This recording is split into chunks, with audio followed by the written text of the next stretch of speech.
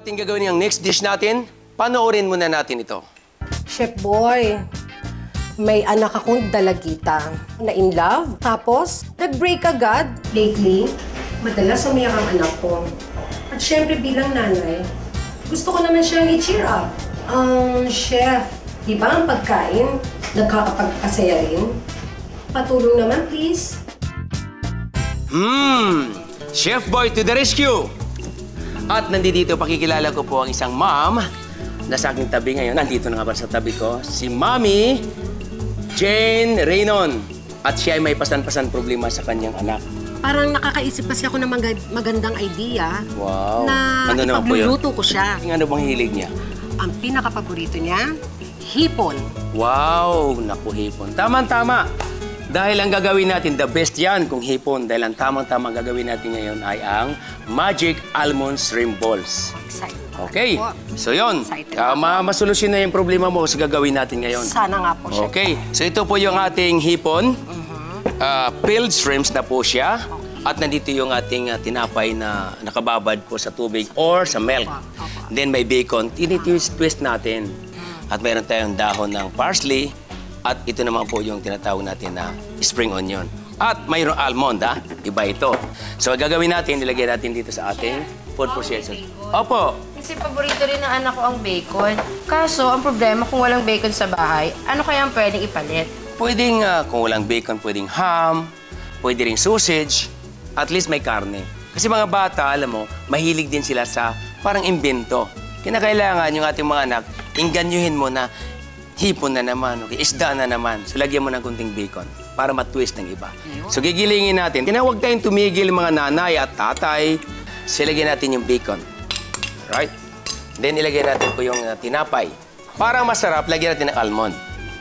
Lagyan natin ang ating parsley ng konti.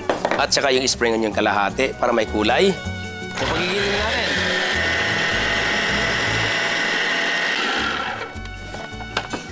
Okay, tatanggalin natin, Jane. Lagyan na natin dito. Kaya hindi mahirap magluto, no, Jane? Lalong-lalo sa anak mo, I'm sure pagka natikman na ito at pag uwi mo mamayang gabi o kaya bukas ng umaga, magluto ka nito. Dadagdagan ko lang po siya ng cornstarch ng konti. Chef Boy, question. Yes po. Ilan naman po ang magagawa ng isang timplahan? Ito makakagawa na tayo dito ng mga about 30 pieces ng ating shrimp balls. O kasya na ito mga 10 person to 12 person. Okay, so matipid. Ano po? So, gagawa na tayo ng balls. Ang style niya, pwede siyang bilog, pwedeng oblong. No? Pwede siyang bibilogin. Pwedeng bilog. Ganyan mo, bilog. Bilog, bilog. Ako, ginaganyan ko pa yan, Yan. Chef Boy. Ganyan lang kasi yung pinakita mo. Kaya na ng konti, masyadong malakas. Chef Boy, gaano po katagal i-deep fry yan? Maging brown lang siya. Siguro mga 3 minutes to... So makikita nyo, 2 minutes lang, brown na brown na. Bilis. Mabilis na. So huwag nyo lang pagpatong-patungin. Oh? Itsura pa lang. Itsura pa lang. Itsura pa lang. Itsura pa lang, parang may mukha na. Ganun ba? Nag-enjoy ka ba? Of course. Kasi yung anak ko excited na matikman yan. Sigurado Ganun ba? ako. Sa nakikita, napakasimple lang sa mga mommies na katulad yan. Hindi mahirap, di ba? Pwede lang natin ito, para lang siya gumanda, ganito lang ang gawin natin. So lagyan natin yung mayonnaise. Ito po. Simpleng mayonnaise. So, Nakita mo yung forma niya, masarap siyang kainin kaysa makinis. At of course, no, lalagyan natin ng almond. Yung ating almond. So siguraduhin natin na iyan natin yung mantika, na walang mantika. Nasip-sip na siya ng tissue. Wow, naman. Diba? Ayan. At lalagyan natin ng spring onion, lagyan natin ng ping, ping, ping! Ping, ping, ping! Ping, ping! Ping, ping!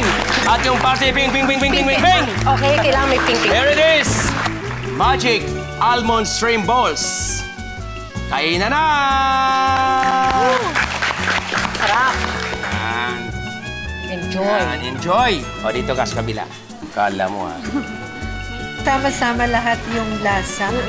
Yung texture niya talagang pang bata. Magustuhan ng hindi lang bata, pati matatanda. Dahil dito, I think 1 week kong iluluto itong ginawa ni Chef.